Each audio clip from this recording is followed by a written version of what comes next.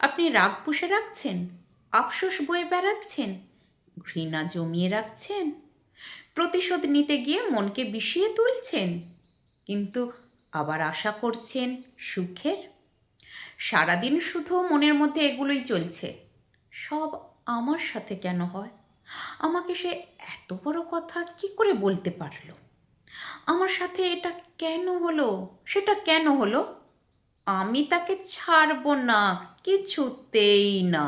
থামুন, বাঁচবেন আর কয়দিন?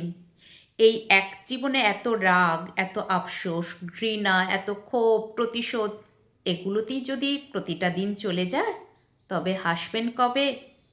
আনন্দ উপভোগ করবেন কবে? রিল্যাক্সে থাকবেন কবে?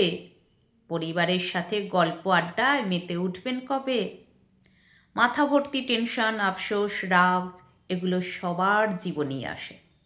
কোটিপতিরও আসে, ফকিরেরও আসে, আপনারও আসবে, আমারও আসবে। কিন্তু এগুলোকে কি সারাদিন সারা মাস বয়ে বেড়াতে হবে? রাস্তায় হাঁটার সময় যদি ডাস্টবিনে দুর্গন্ধ আসে, সেখানে কি আপনি দাঁড়িয়ে থাকেন, নাকি দ্রুত হেঁটে চলে যান?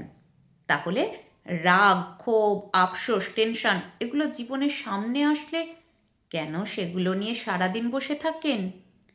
এগুলো তো সেই ডাস্টবিনের মতোই। রাস্তায় হাঁটার সময় পাখি যদি উপর থেকে আপনার গায়ের ওপর মল ত্যাগ করে, আপনি কি সারাদিন পাখিটাকে গালাগালি দেবেন? 2 থেকে 1 মিনিট হয়তো বিরক্ত হন, ব্যাস এইটুকুই তো। তাহলে মানুষ আপনাকে খারাপ কিছু বললে সেটাকে নিয়ে কেন সারাদিন টেনশন করেন? জীবন সুন্দর, একে আবর্জনা মুক্ত রাখুন। ভাবনা সুন্দর হলেই জীবন সুখের হয়।